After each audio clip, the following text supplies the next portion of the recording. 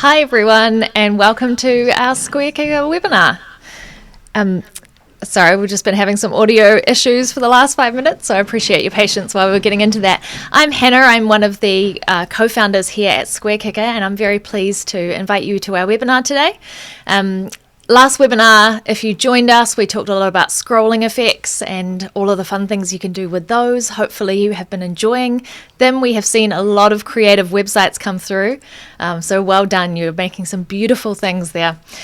This webinar, we're going to have a little look at some of the new things that we've introduced and of course talk about Fluid Engine with Squarespace. So since our last webinar, we released the overlay menu in May. You might have missed that if you were away during the summer, so definitely go and check that out, and we'll talk a little bit about that today.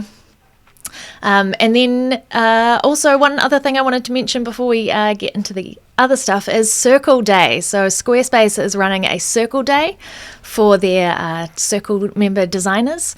If you are a Circle member, make sure you jump onto the forum there and check it out. There's an in-person event which you can register for. I think those are full now, but if you can't make it there in person, there is also a live stream. Nick, my co-founder, and I will be coming over there, so we will be in New York and we would love to see you. You can pick up one of these cool SquareKicker shirts. We've got a little bit of, I don't know if you can see that. Nope, microphone's in the way. A little bit of local art on there, which is really awesome. And we will have a bunch of those to give away. So make sure you come and say hi, introduce yourselves. We would love to hear from you. We'll also be running some SquareKicker events.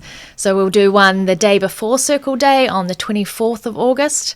And that will be a link that you can sign up for and register, and we'll send you the details, and that will be meeting with Nick and I, and we can chat all things SquareKicker and just love to meet you and hear what you're doing with SquareKicker. That would be awesome. We'll also do another one in about a week after the New York one, which will be in September in Seattle. So make sure you look out on your emails for those invites. We would love to meet you and see you there. So obviously Fluid Engine has been released this month, Squarespace's Fluid Engine, and that has been a huge change for everyone. We were able to get in to play with the beta, and we're so blown away with the power of what you can do with Fluid Engine, and we're really excited to talk with you about that today.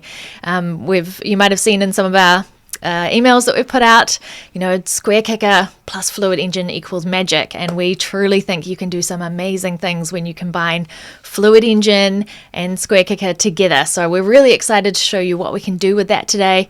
Obviously, it's been a pretty busy time for us over the last 3 months of going, well, here comes Fluid Engine. We have to do a full rebuild of SquareKicker. So we really appreciate your patience as we were getting those tools out. We know there were a few things missing while there was a bit of a change over there, but SquareKicker is all good to go. It is 100% Fluid Engine compatible now.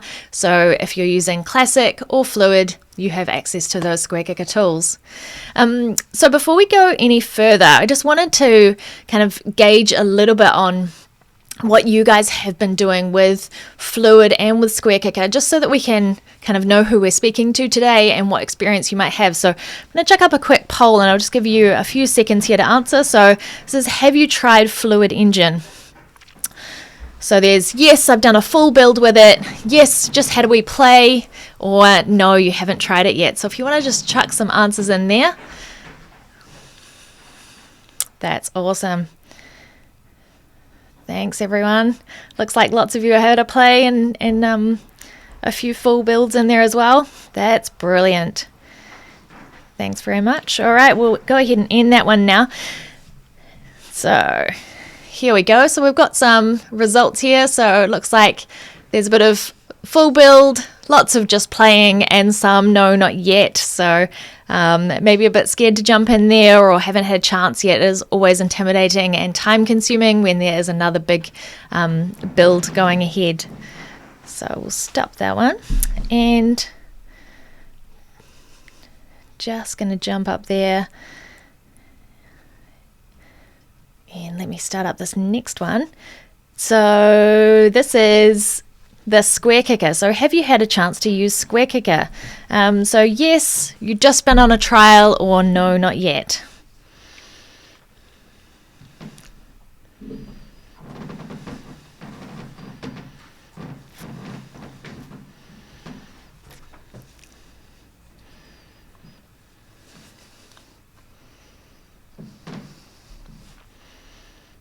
Awesome. Thanks very much for all those answers there. Brilliant. Well done. Awesome. So it looks like, I'll share those results with you again. Looks like about 70% of you have used SquareKicker, about 17% just on a trial, and then 10% no, not yet. So that's cool. Hopefully you'll learn lots today and then be able to give it a go. So for this webinar, we're going to look at some helpful tips on using Fluid Engine. Thanks for participating in those polls. That really helps us know what to talk about with you. We're also going to introduce SquareKicker and the new Fluid Engine tools and what's changed. And then at the end, we will, as always, finish with some questions, a little Q&A. So you'll be able to pop those into the little Q&A button down the bottom of the webinar. Lauren, our fabulous new team member, and I will be joining you on the chat throughout the webinar. I have been told that's currently disabled, but hopefully we'll get that sorted. So feel free to chat with us on there. Let us know where you're coming in from. We would always love to hear from you. But otherwise, chuck the Q&As and we will get to them at the end. So now we're going to jump into a wee video we've put together on some of the new features that have come out with SquareKicker, some new stuff that you might have missed while you're all in your summer. Lucky things, it's winter over here and we have just been busy working. So good on you if you've been out at the beach and not looking at our updates. So we've put this together for you so you can catch up. And then also everything new that has come in with Fluid Engine. So we'll get you onto that now and I'll see you for Q&A at the end.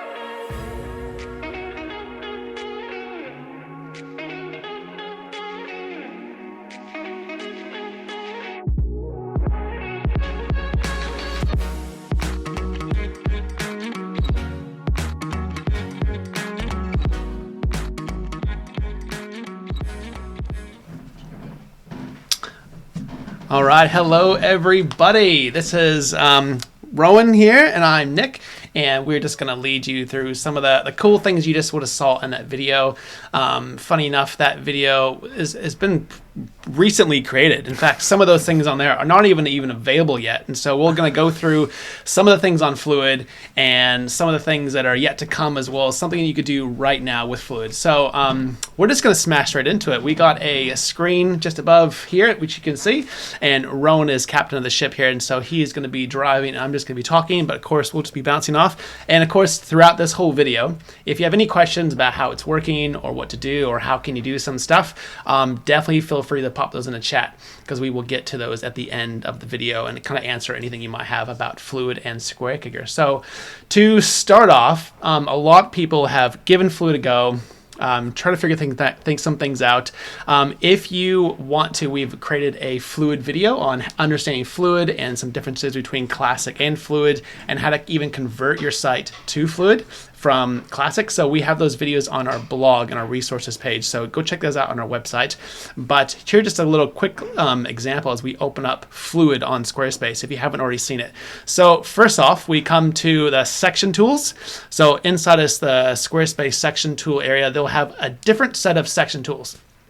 And one of those things that you can see there is the grid. And as soon as you open up the section tools, you'll see this grid in the background, and you can actually adjust the gap in that grid. So you can adjust like no gap, and that's going to be the gap between those kind of columns and rows that you see in the gap. And of course, you can have a preset defined gap, or even change the vertical and horizontal spacing between those gaps there.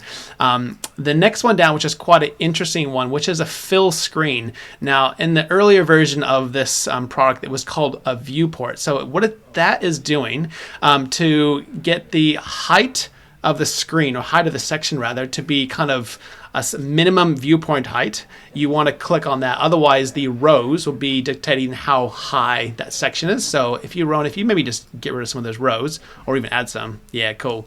You can see that section is actually getting taller as you get more rows in there. But if you, let's say, had one row in there, I don't know, for example, but you wanted the whole screen to be filled with that section, that's where you click on the fill screen and click on the L for large, and then we're going to just remove that altogether. Yeah, cool. That's a good idea. It can come back. Yeah, cool. So let's open up those section tools again. Yeah, cool. Let's kill all those rows. Yeah, awesome. Now, if you wanted that section to kind of maybe be full height, you would click on the L for large, which would go, now the 100% of the screen is filled with that section. If you wanted half of that section, you would click on the M, and then again on S for 25%. So that's the minimum view. And then as it grows with content, so will that section. So that's kind of very similar to how Classic's working. But yet again, when you have that fill screen on, and you click the alignment, that actually aligns those rows, or the grid, inside of that fill screen height. So if you open it up and maybe click the alignment as well, see that how it kind of aligns the bottom and top? Well, that was a funny excuse. There's obviously a few different bugs that Squarespace is still working out. I'm having fun. Yeah, it's good. So if you're experiencing things like this too, you're not alone. So that's good. So even on these live demos, anything can happen. So as Squarespace are obviously working out quirks and stuff, I think we're mostly pretty excited of the cool things you could do within sections and grids.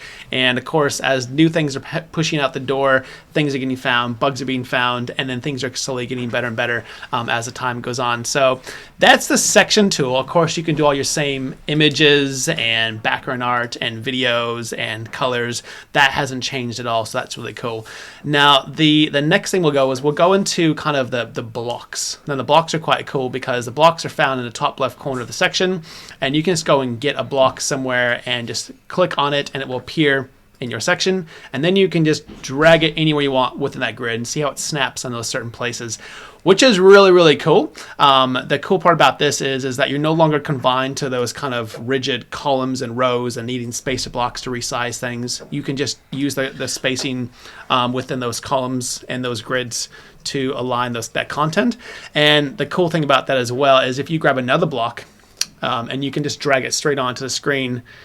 Loren's still having fun with this text. So I get lost and I just start having fun. I know what I'm doing. And you can actually overlap blocks, which is a brand new thing that you've never been able to do with Classic before. So there's been a lot of people using SquareKicker to kind of achieve some of these overlapping blocks by pushing blocks up and around.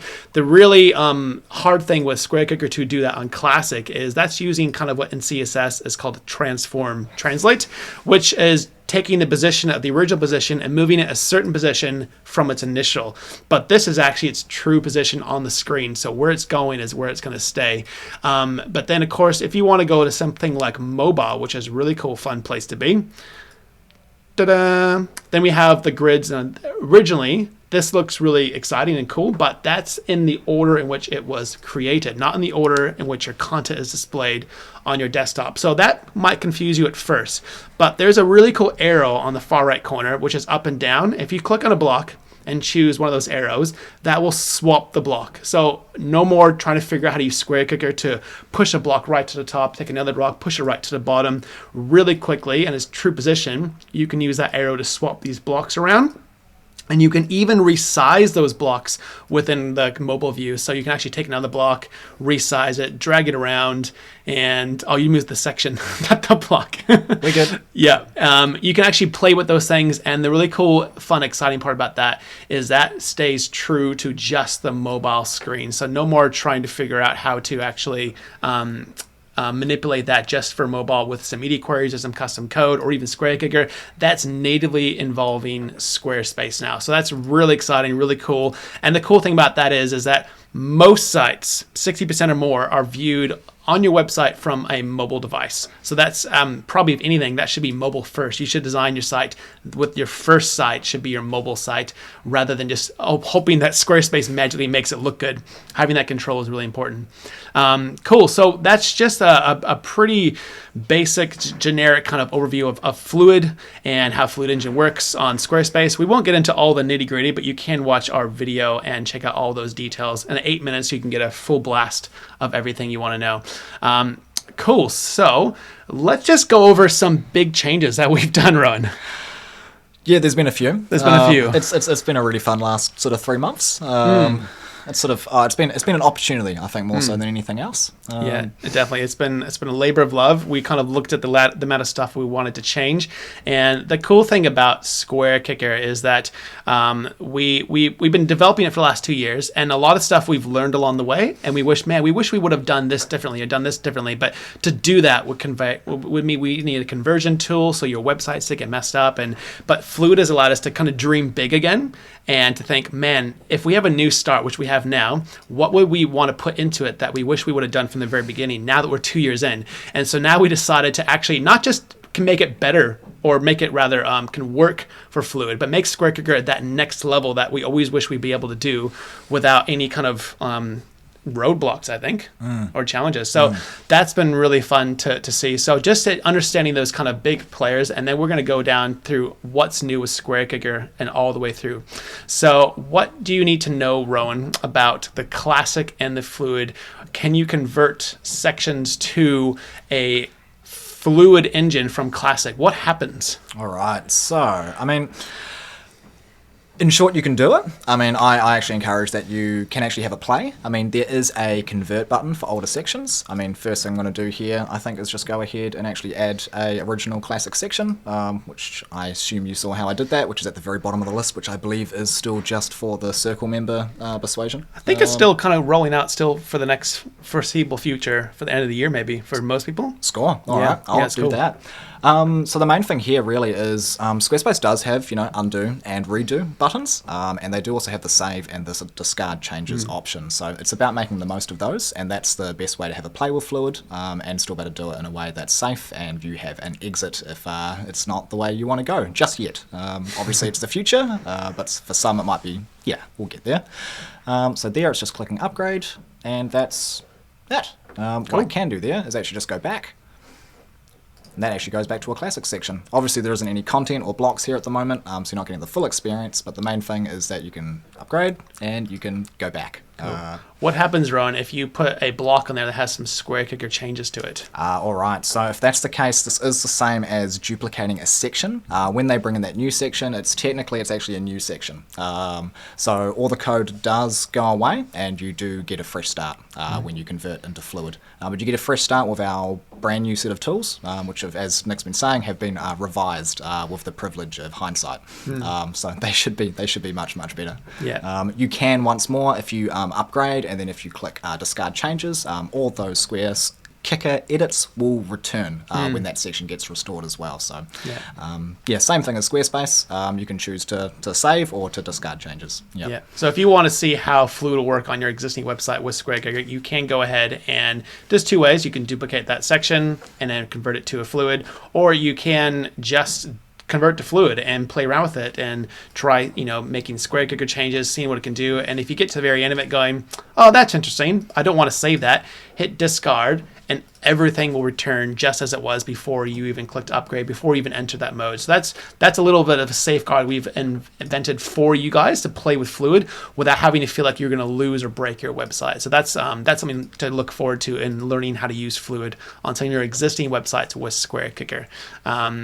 So some interesting things about Fluid Engine I forgot to actually talk about is a lot of people have been talking about screen readers, and screen readers are intrinsically about when you take away some of the CSS and all the different things going on, it just reads the content for you. Now, I've done a lot of research into this, and it seems that actually Squarespace are doing some awesome things because screen readers do actually work. The testing I've done in Safari. So Safari has their own screen reader, and what I can gather so far in my testing, I'm still learning this, and I think I'm still trying to figure it out, but screen readers take the mobile layout view. And so if you rearrange your content in the mobile view, the screen readers actually look at that view as the way that they order and read content. So rather than desktop view, trying to figure out where columns and rows and things are, I just whacked the microphone. That was pretty fun. I'm Italian. I use my hands. That's good. I assume someone might have heard that. Yeah, it's good. So so that's been pretty fun. So have a test with that. If you have a screen reader that you're worried about how that's going to work, redesign your site just for mobile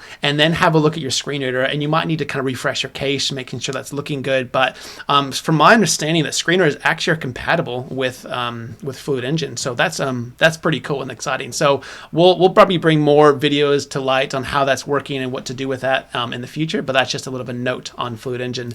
I just wanted to mention the whole investigating the screen reader thing.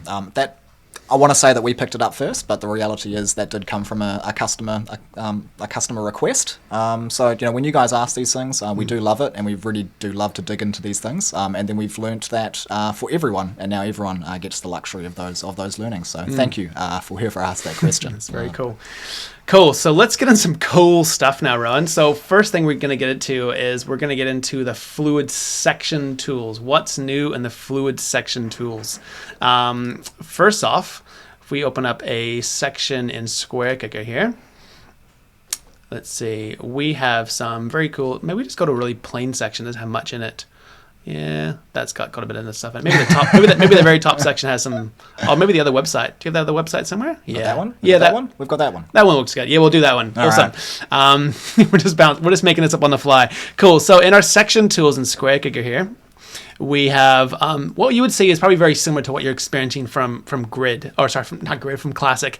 And you have your layout tools. So in layout tools, there's a couple new things in there. You have your normal kind of section widths, which your full section, you're changing the width of your section. But a few people wanted to kind of the ability to add more different ones. Maybe they wanted 8 different sections layered up. So now you have a custom slider that actually gives you the control to uniquely customize the exact width. And of course, you can change that per device going down from laptop, tablet, and mobile. The cool thing about this is a lot of people were finding trouble that they make their screen width full screen. They want their section half on, say, desktop, but then they go to mobile and it's also half and it looks weird and squished. So we've actually done some cool stuff because Fluid is mobile friendly, and so we want to be mobile friendly as well.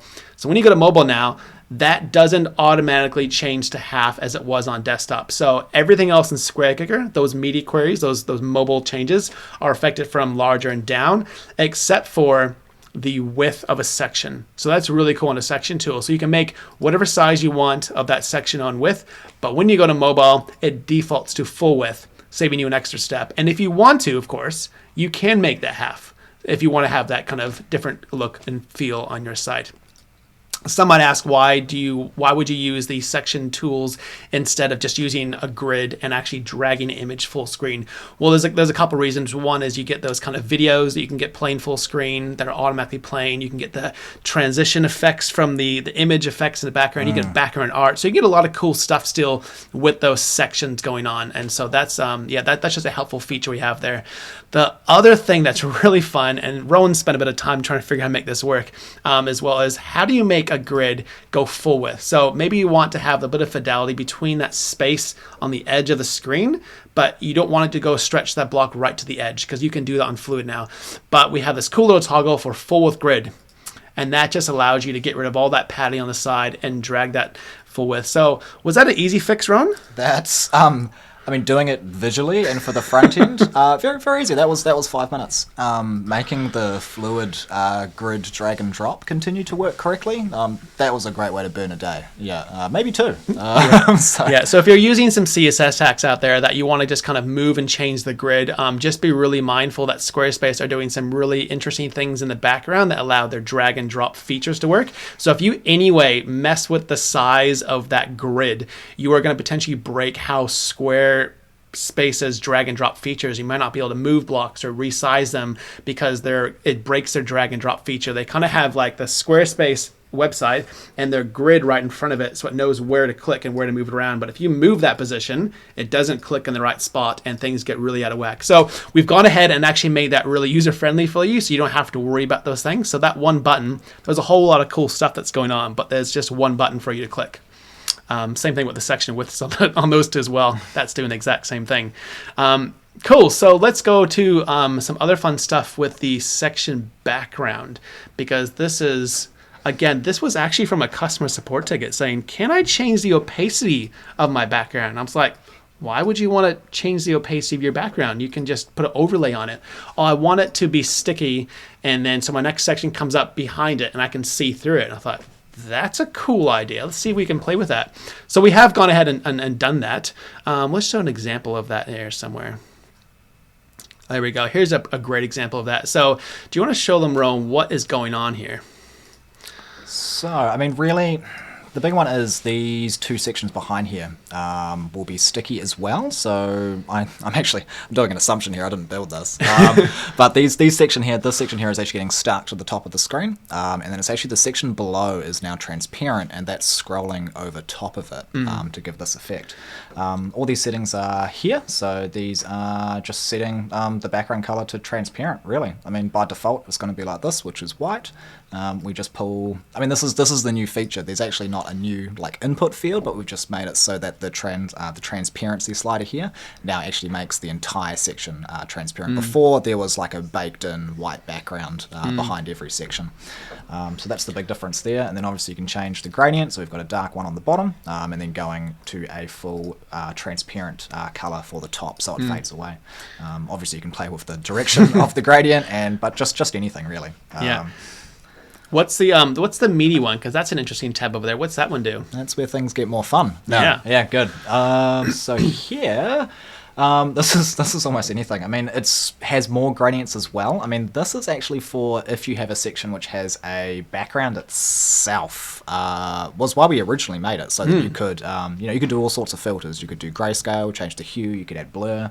Maybe let's change the section with the bag on it. That's what I was thinking. So it will still work on this. It will still make that sort of blur go right through it. But these are the fun things that we make these tools and we find out. Actually, you know what? You can use these for 5 other things, which are also fun. So if we go here to background, we're already on media here, and now here we can come down. We can change first and foremost the opacity of the media. So that's not changing the background, that's just changing the transparency of the image, which is in there. That could also be a video background. That could also be Squarespace's good fun art background as well, with their amazing WebGL effects going on there. But the real fun one, I mean, is filter, which is just sort of getting next level. And then you can just go on, we have these presets. You can go blur, you can go grayscale, you can go custom. And that's where you get to go to town and design your own. So we can go grayscale, give it a smidge of blur, just to make it nice and pretty. You can actually get really weird, and you can just start changing the hue. Like, if you're too lazy to change the color, we can sell those bags, I'm sure. The manufacturer will figure that out. It's really fun when you have a video that you want to just have a blurry video in the background. Yeah. Or even if you put the crazy Squarespace art and now you're manipulating the blur and the color and the grayscale and the hue just with SquareKicker. It's pretty awesome. I mean, this actually inspires me because I want to go here back to media. This gets really weird because you can actually have the effect going over top. So you can actually make it so as it comes up, it's actually going to take the color out of it. So that's sort of a whole another effect you can go for as well. You can go grayscale, we can even go custom, and we can actually have it so that the hue gets manipulated just on that section. That's so cool. Don't ask me about the use case, just ask me if it's fun. It's so fun. Good. Yeah. Cool. Lots of fun stuff there. So, yeah, we'll let you guys play with that, but I think your imagination will go far beyond ours. So, yeah, we can't wait to see what you guys use with that. We have a couple examples on that video that we just saw of some things we can think of, but this also works with split screens. It works with sticky splits. In fact, all of our sticky split features and sticky section features are still available, horizontal scroll, etc. So, there's some really cool stuff. We're already speaking into the next one. You didn't see that? No, we're going to get to that soon. So, yeah, so have a play with that. Sticky split, you can make a section in sticky split sticky, and the next one comes up and below it. So yeah, have some fun with that. We're looking forward to it. It's really cool that these simple little things like changing the background filter or opacity of a background can make such a huge impact when you combine it with already the stack of tools you get. So yeah, the other kind of a cool thing, which I'm not sure people notice is around, but there's a border feature on sections as well that we have. And so if you open up a section, Ron, I'm not sure. Oh, wait. Sorry, I'm just going to constantly change website. Good. This one. Yeah, cool. So if we go to maybe one of those sections and chuck a border on there, but more specifically, put a border radius, which is that rounded corners. Ooh. And let's see if we can do that here. So we're actually kind of changing those corners there, but maybe just change like a couple corners. Oh. Maybe just kind of do that, and then maybe bring it in like a percentage basis or something crazy. Yeah, there we go. Now we're doing some weird stuff. So if you guys really want to play with some fun sections, maybe have an image that's poking out with a split screen or some leaf sections that are coming down the screen, you don't need to use necessarily Squarespace images, but you can have a video behind there that's kind of cropped with a border radius and some really weird, cool stuff. So imagine 3 different videos playing here right now in different shapes and sizes and different border radiuses that are moving on the screen. So that's just another cool thing that maybe you've missed just playing with SquareKicker. But yeah, there's some pretty cool outcomes that you can make with SquareKicker. Cool. So the last one is the visibility tools, which haven't changed at all since our last rendition of SquareKicker. So you can still go to visibility. You can hide a whole section per device, and away you go. So that section hides essentially. So if you want to get rid of it and have a different designed thing, or not show it at all on desktop but show it on mobile, you can have a completely different website on mobile than you can on your desktop, which is really fun. Awesome. New block tools. Man, this is awesome. So before, you would have noticed in Classic, you would have had kind of a text tool area, and you open up a text block, and then you have your block tools. And every single block in Classic had a block specific section. Now we decided that needed to be there because on an image, you might want to go to image block and do the border of an image block, but inside of the image you also needed a border for the image, so you had 2 different layers of borders. So because Squarespace have killed the idea that there's a block and a thing inside the block, we have 2. I mean, to be fair, in my mind, to simplify it for maybe slightly nerdier people, I mean, the whole difference is in Classic, every single block in Squarespace had 17 pixels of padding all the way around it. That was the thing. We always had to get rid of that padding with SquareKicker. Yeah, or at least like maybe you want to put a background, in that padding. Maybe you want to put a background, inside that padding. Like it's just hard to know. So we had to break that up. They don't do that anymore because now it is fluid and you're in control, and they don't have to force this padding on everyone, which is great. So we've actually simplified our tools a whole lot. So if you kind of found yourself there's too much going on, I don't know which border, which position, which background I should use. So now everything, when you open up any block in SquareKicker is everywhere. So you can go into it, and every single block you're going to see, first of all, the block specific tool, which is going to be relevant to that specific block. And we keep making more tools for blocks. So we haven't done video specific ones yet, or gallery or accordions, but most of our blocks, like text, will have specific things like that's a form there, but yeah, elements will be one specific one. But for every block, there'll be a background, there'll be border, there'll be position, and I've lost my screen here. What else have we got going on here? So we got shadow and effects. So if we go to something, maybe just go to a really easy tool like that image at the bottom there. Oh, the bottom. Oh, yeah. There we go. Sorry, Grab that guy. I hope no one got motion sickness. Yeah, good. So if we wanted to look at some new stuff, so obviously filter, border, overlay, shadow, position, that's all very similar. And if you're used to SquareKicker, that's what you can do. Just blur something, all that kind of stuff. But the really cool thing that we've just introduced is this new area called effects. Now, effects at the bottom is the ability to take that entire block and change the opacity of the entire block. So you might want to just have a block sitting around that's just kind of faded and just kind of sitting around floating in the background, which is kind of a cool watermark feel. Or if you wanted to just scale it slightly bigger, so you can actually just increase the scale of that block to kind of make it interesting. And then you can go into the position tool, maybe rotate that thing, and which is actually The rotate is now in position, by the way. So you're going to position and rotate that thing, put a big massive watermark thing over the side of your image. I don't know what you want to do, but the days are gone with having to go to Canva, creating this weird artistic background. You can just do that with SquareKicker and Squarespace with Grid, which is super exciting. Oh yeah, you can actually overlay images so you can see through the images, creating a very interesting effect when you do something like that. So that's pretty fun. No more going into Photoshop and kind of making these weird images and then exporting them into Squarespace. Cool. What are some other things? We have Blur, I think is the other one, isn't it, for effects? Oh, I accidentally got John. You got John. Oh, use the Squarespace layer filter. If we haven't noticed, we've actually gotten rid of block layers because you can actually do that already in Squarespace. We lost John. There's John. Hi, John. All right. So inside of Squarespace, when you drag a block over top of another block, you actually get the ability to layer the blocks back and forth in front of each other. So you don't need to go to that Z index or that Z layer and change which block is on top, because Squarespace is doing that automatically for you, and you can do that within there. So the last one is Blur. That's outside of scale, and that's weird. Just making an image or a thing in the background blurry, which is super fun and super exciting. Now we get into some, what else do we want to talk about? So we got border position. Position. That's another one to be mentioned of. Position. There's sometimes you might want to push a position of a block just a little bit. Obviously we have rotate, but maybe you just want to just move it up or down, because that grid is kind of, I don't want it to snap to the next grid. I just want to get it to be, well, just a little bit overlapping or halfway over a grid. So you can still use the position tool, but it's really exciting for us because rather than using the position tool to reorder your content on your entire site, we're just using it to tweak things. And that's why you can use it to kind of overlap a section still. So if you want two sections to be going side by side, you probably need to do the section above maybe. Find an image above there and move something overlapping. Where can we go? Maybe that image up there? This is that person. Yeah, and maybe kill the grid on that guy even so we can actually really get it up in there. Kill the grid.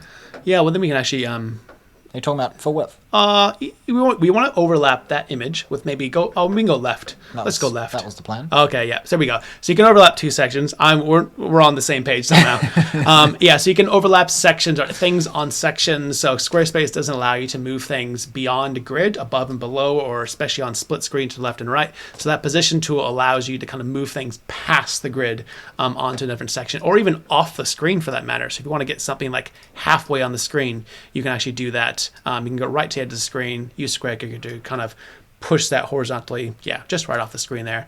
The cool thing with this is you might have noticed in the past, and this is what we've heard a lot, I move something on desktop, it looks awesome, I go into mobile, and man, it doesn't look right because my site's messed up, it's all over the place because I've used position to reorder my content. We have zeroed out SquareKicker on mobile. So when you go to mobile now, that position, if you will, on that image has been switched to 0. So you don't have to go back and keep turning that to 0 every single time, because I know a lot of you guys were, so we heard you.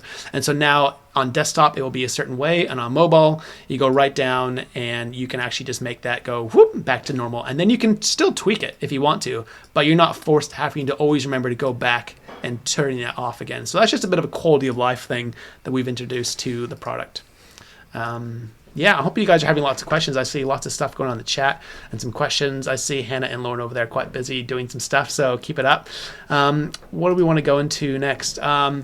The block advanced tools. Let's open up a block, Rowan. What we got here? Is this guy okay? Yeah, he's fine. He's an easy guy to do. So advanced. And so we have our normal advanced tools. We have the sticky blocks. Sticky, by the way, is so much easier. In fact, we talked a lot about sticky in our last webinar, and we had to figure out, okay, we got a block, and that block is sitting in the context of a column and a row, but you need to make sure there's stuff below the column. There's the children that are coming back. It got really complicated, but the cool thing about sticky now, when you make something sticky in Fluid, it becomes sticky to be wherever you told it to, either the top or the bottom or the center, and it stays sticky in that position until the section stops scrolling and it goes away. So you don't need to worry about putting a space block underneath it to time out how long it stays sticky, or if it's in a column that has children or not. So you make a block sticky in this position, it will stay sticky until it's ready to come down, and the section will scroll up, leaving it unsticky again. So just so much easier to use. And of course, with Fluid Engine's scrolling effects, that's where things just take on a whole new level. Because before, if you wanted things to kind of scroll and come to a certain place on the screen, you had to kind of like use your columns and rows, and then you'd resize things, and they get too big, and it would get really, really challenging. So you make things scrolling at a different pace. Now you can literally have like 100 images of a drops of rain.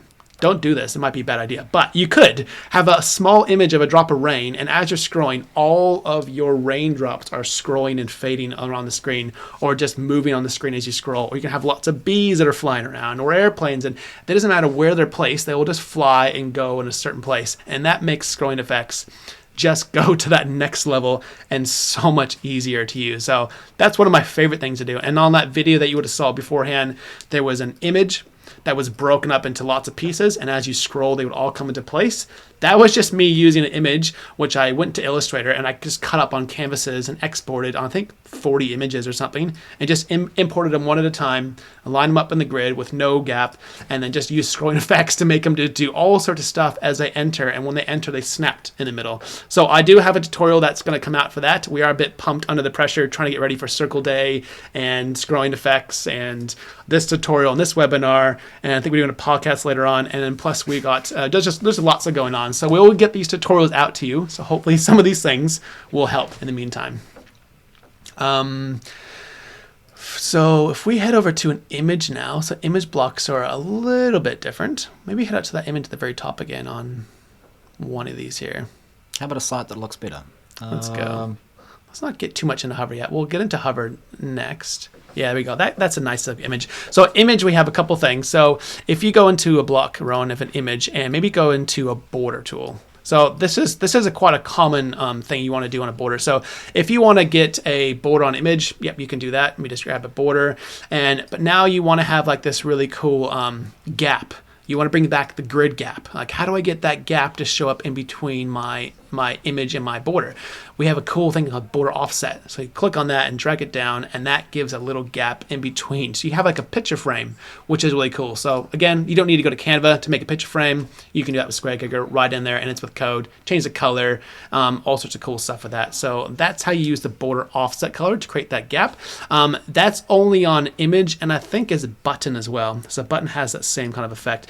Now for a text block, so if we go to the text run, if you wanted to give that kind of same idea, this is a little bit of a tricky hack, if you will. I discovered this not too long ago. Just create another text block run, or maybe just a code block, whichever you want, an empty block somewhere. Well, let's go to code block because he doesn't have any in him. He has a hello world, so we'll delete that text in there.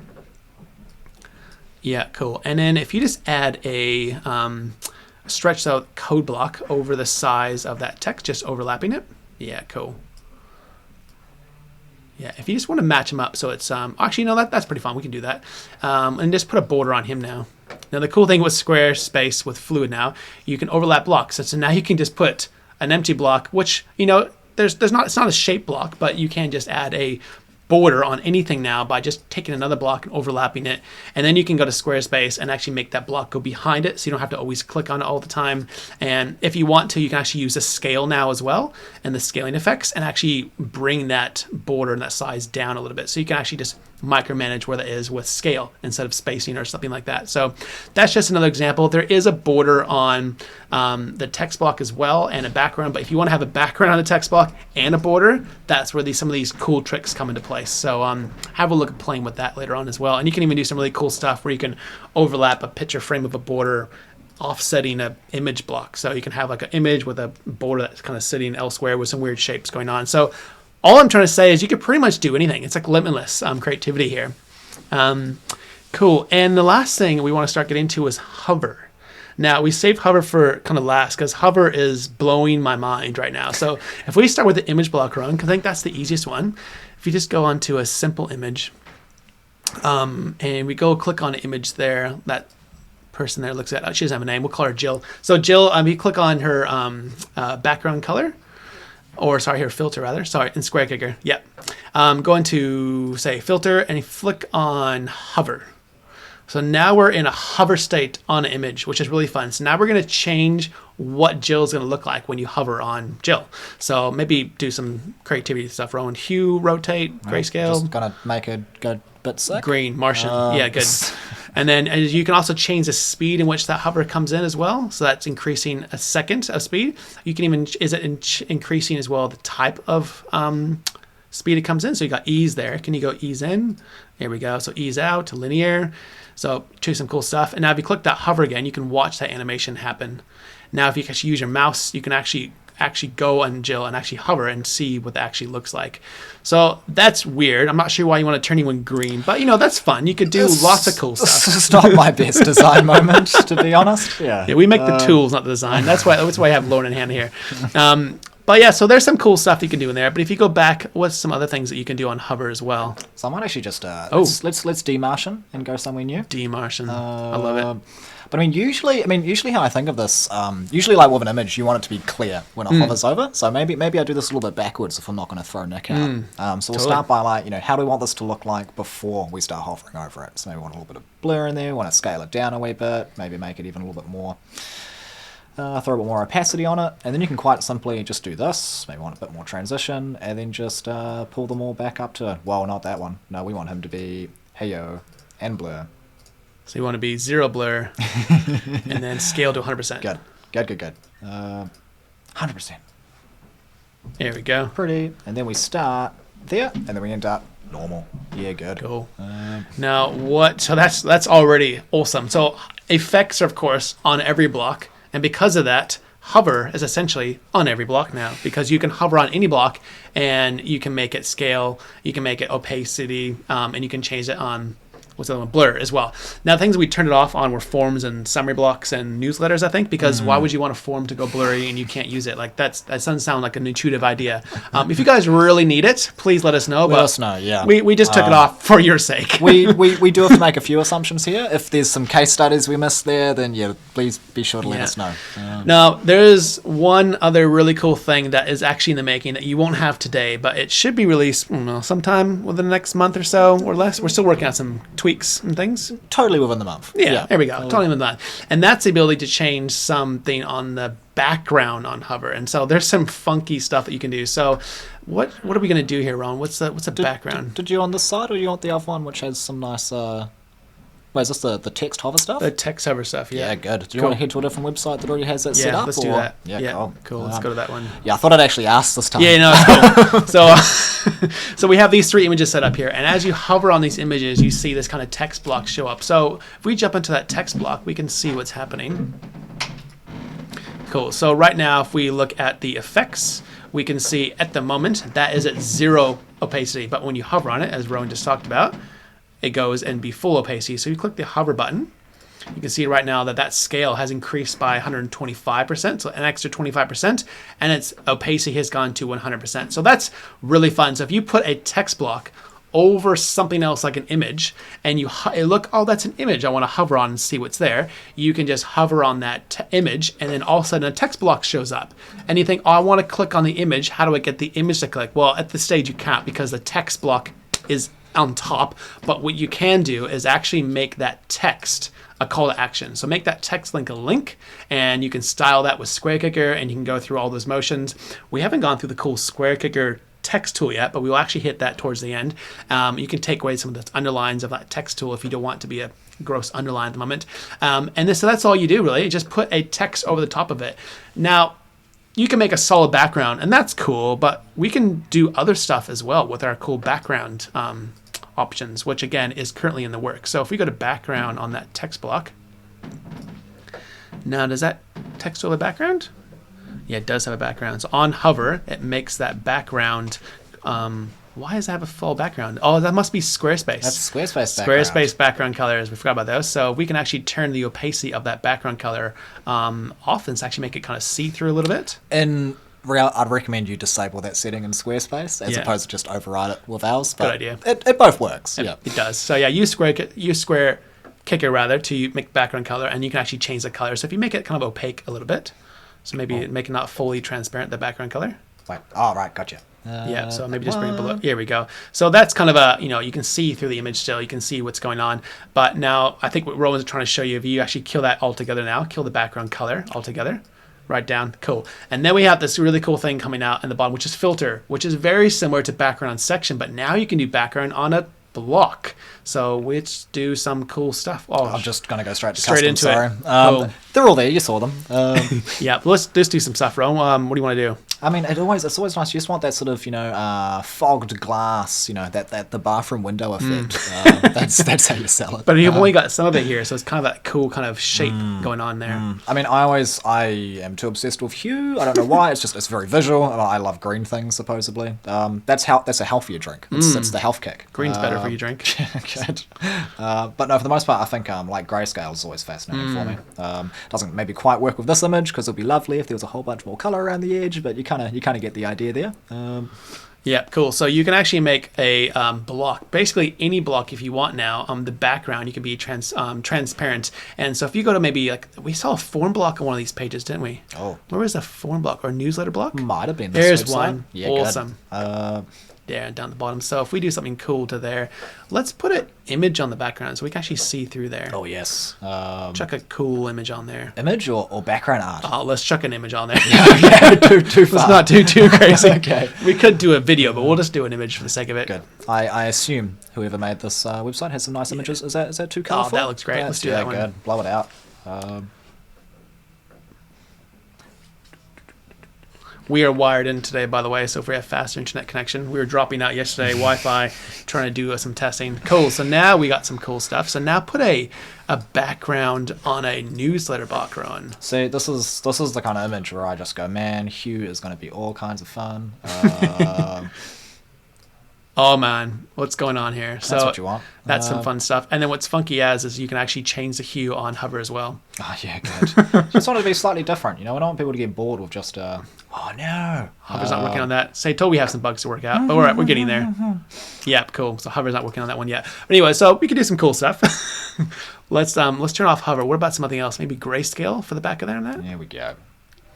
Well, that definitely simplifies. I mean, if I almost want to say this could be an accessibility feature. If that's where your actual text is, if you want to make it so there's less color, less vibrance, and the text can actually stand out, that can be an option. Yeah, very cool. So we won't go through every example, but as you can see, as all blocks have some sort of effects on there, some hover on there, and some background that's coming soon with filter and opacity, you can do some really, really fun stuff now.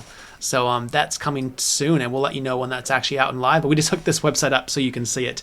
The last thing, which we'll go over, is our new text block tool. Yes. Which has been a feature request since day one of launching. So we thank you guys for all being patient with us. If you go to the careers page, actually, there's a careers one with some ladies at top doing some CEO shenanigans. No, that's the background. Not bags.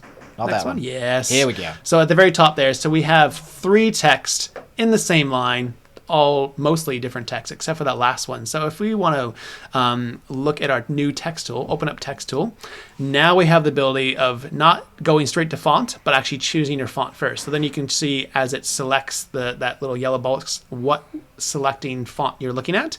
And of course, you can actually still use Squarespace to go and click on Squarespace's font, and it doesn't close your UI. And then you can actually just change a font. So if you want to maybe change one of them to bold, well, that one's bold.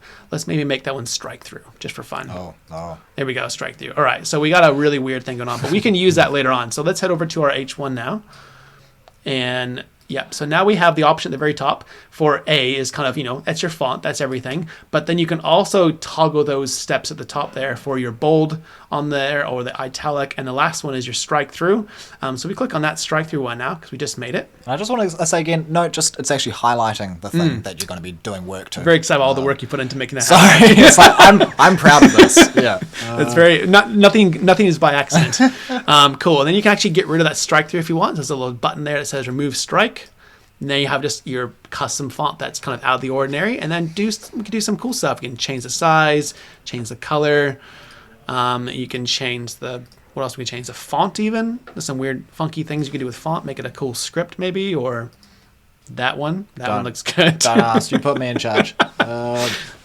Yeah, nice. And maybe even if you want to put a highlighter over it. So there's a really cool highlighter effect. So you only want to highlight one word as like a bold highlight now. And you can change the opacity of that highlight too, can't you? then you have like this kind of weird, funky highlight. So those of you who want to highlight something or bold something or make something stand out, that's really cool. And you've been asking for that for a long time. And so thanks for being patient. Fluid has allowed us to do this without breaking classic websites. So this is why it's only on Fluid at the moment. And the last thing that people keep asking about, which we're really excited about, is the outline color. And this allows you to kind of add a color outline to your text. So when you go and do that, you obviously can't see it, but then you go up to the color after you add it in there. You actually can make some really fun things here, but then you can actually get rid of that color altogether if you want to, and you only just see that outline color. Or you can change the color to be a big bright purple thing on the outside or inside. And so you're not limited by just having an outline. You can outline your text and change the color of that and change the color of the inside of the text. So you can set up all these presets. So you can have your strike through as a certain text, your italic, your bold. You can even set up all your links. And if you get your text block kind of set up, you can just save that as like your favorite preset for your text block. And so now your H1s are set, your H2s are set, you're all ready to go. And you just set up a preset that's ready to go, and you smash in all your text blocks that you want to use those kind of styling throughout your site. And every time you change and update that preset, that will change everything that's using that preset across your site in unison. So that's really, really fun. So definitely have more of a look at that if you haven't already. There's some really cool stuff that you can make with just the new outline, the highlighter, and changing specific words. I think that's just about it, isn't it? There's a lot going on there. In fact, if we were to sit here for probably all day, we could probably show you some really fun stuff. But please, please, please, if you have used this, using it now with the website, please just send us in your ideas, your thoughts, your designs, your questions, because we just want to keep making SquareKicker better, and we can only do that when we hear feedback from you guys. So without any further ado then, because we actually do want to hear from you, Hannah, do you want to jump in here with us and we can do some Q&A from the audience? We're going to slide over here. We're friends. Look at that. Hey guys, thanks for having me back. Well Awesome. done. That was great. There was lots of good chat there. Thanks everyone who's been contributing in there. It's lovely to have a chat with you all. So we have got a few questions that have come in. So we'll just pop through, and we might have a bit more time. So if you've got any more, chuck them in now. And if we don't have time to answer them live, we can always email you a reply. So I just remember that I'm in the middle again, and I speak the loudest and the longest, so I'm going to try not to yell at the microphone now. That's awesome. So Mark has asked, when is the rollover text over images coming? And Mark, hopefully that's been answered in this tutorial already, but guys, do you just want to give us a quick reminder of how you can create that rollover text? Yeah, I think as far as the text rollover, you can do that today. In fact, you can just put a text block over an image in Fluid, and as you roll over that, you can change the opacity on that text. So then that's actually available today. As far as changing just the background so that text shows up and you change the background on hover, that's something that we're currently developing that you would have saw in this tutorial. But we just discussed, and obviously there's a few bugs to work out, a few testing. It's pretty much ready to go, as you can see, but we obviously want to give you a product that's working perfect as much as we can before we roll it out to the door to thousands of people. There's just so many different ways you can use that as well. Like we don't want it to come out half baked and only sort of thinking about half the ways it could be used, because it could be incredibly powerful. Well, I'm still thinking about being able to do some position manipulation on hover, and that way as you hover over an image, the caption can actually kind of have a bit of a slide upper feel as well as maybe a scale and the opacity. So or rotate and all sorts of fun stuff. Yeah, there's lots of stuff to be done. I mean, it's just actually the fact that the new image blocks in Fluid have sort of decoupled the captions. I understand there is a bit of pain out there in regards to that, because maybe people's workflow has been disrupted. But the power that's actually come with that by decoupling those and giving us more control is going to be really, really awesome. It's something we're really excited to make and to keep playing with and to make better. Yeah. No, it's pretty pumped, and I've seen other tricks and copy and paste code or plugins that people purchase. Like those are cool ideas and cool tricks, but the cool thing with something like this that's you got so much more control is you can literally make your own plugin. You're not limited to some other designer, developer to make the design you want. You, the designer, have that control to make the design and animation that you want to control. So that's pretty fun. I get really excited about that. Awesome. So Audrey has asked about how you can create the animations that go over several sections, like the colored dots that were shown earlier in the split screen.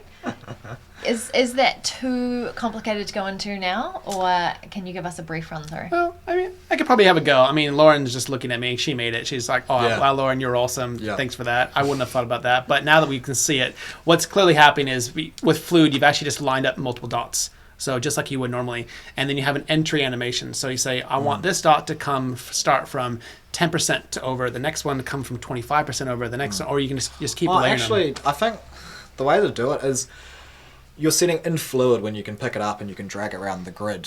Think about it, you are setting its end position. You're setting where you want it to end up. So you can put them around, you can put one there, you can put one there, you can put one there, and you're like, that's where I want it to end up.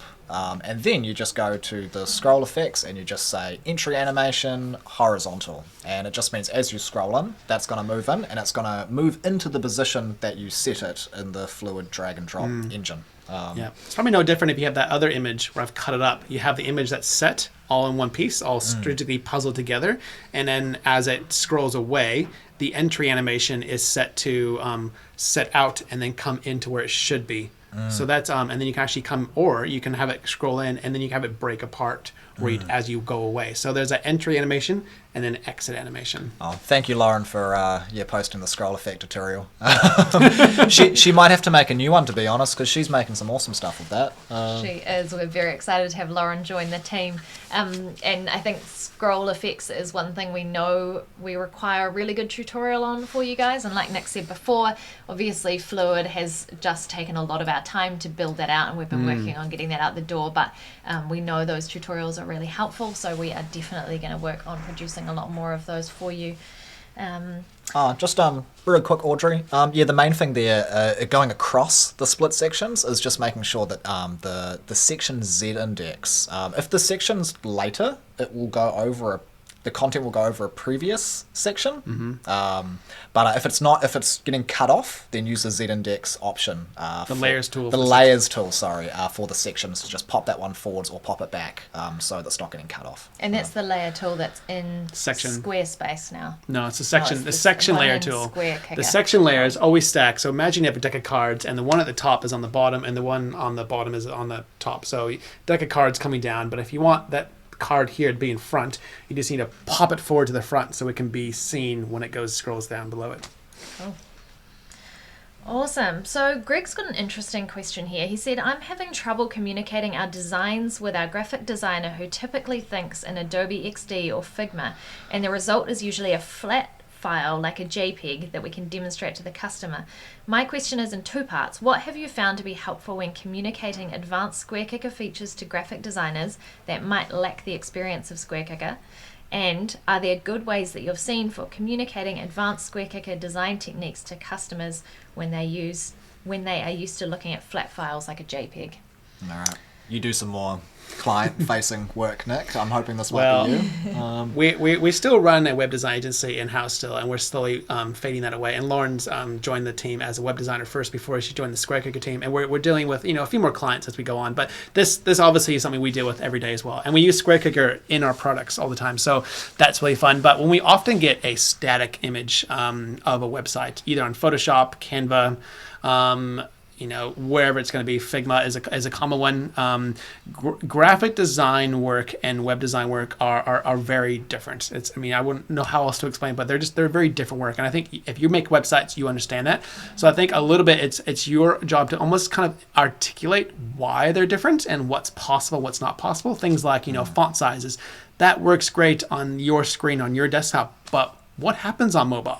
We need to think about that font size getting smaller or bigger, or the border being thick on desktop is great, but you probably don't want that same 3 pixel on mobile because that will look strange. So we need to be considering those kind of outcomes. So I think the best way to do it is just to let the designer know that things will need to change a little bit from your flat lay because it needs to be responsive. It needs to worry about how it's going to wrap, how it's going to flex, how it's going to fit on those smaller devices. And we still deal with this today. And so I think just communication is probably the best thing. And if you put yourself in their shoes and using empathy to understand where they're coming from, they aren't going to know those things. So you can't come in with saying, oh, you're wrong, because the way they're doing it is how they've been taught and they're used to doing it. So just education on how those new things in the web work differently? I've had this a few times. I'm not sure if this is going to help, but the biggest thing is the fact that it's responsive. Like a design that you're doing, like a real website, has to be responsive. It has to work on every screen size you can possibly imagine. There are a lot of great graphic designers out there. I find a lot of the ones I have dealt with haven't had a lot of web experience, so you just get sort of a static picture. So I find you're saying, how's this going to work on these smaller screen sizes? That's almost the first piece of conversation. My most favorite metaphor is imagine you have to paint a masterpiece on a canvas that changes size constantly and can be any size the viewer chooses. So yeah, that's the difference. Excellent. Yeah, awesome. Now, Rhonda has asked, how do you get the T-shirt? So I did talk a little bit about this at the start. We are going to have these SquareKicker T-shirts. It's in the back. The back. Nick's going to do it better than I did. We got an awesome local artist to design this for us. And we will be passing these out at Circle Day, so the Squarespace Circle Day, and then also in our SquareKicker meetups, which we're going to be having in New York and in Seattle. You should have had an email with the links to sign up. And I've also popped them into the chat. But if you come along to one of those, we will have these T-shirts here. We're carting them all the way over from New Zealand for you. So please come and meet us so I don't have to cart the T-shirts all the way home again. We do have a limited amount because we can't just print more once we get there. So please let us know if you're coming to those meetups. We'll try to reserve one for you specifically because you guys are awesome. But if you're going to be at Circle Day, if you come and find us, we'd love to get one out for you as well in New York. Yeah, and then chuck it on and show Squarespace how much we love SquareKicker. That's awesome.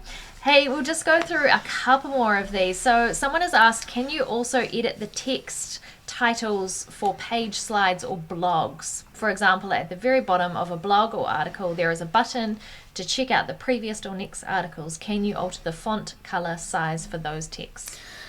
Quick answer is no.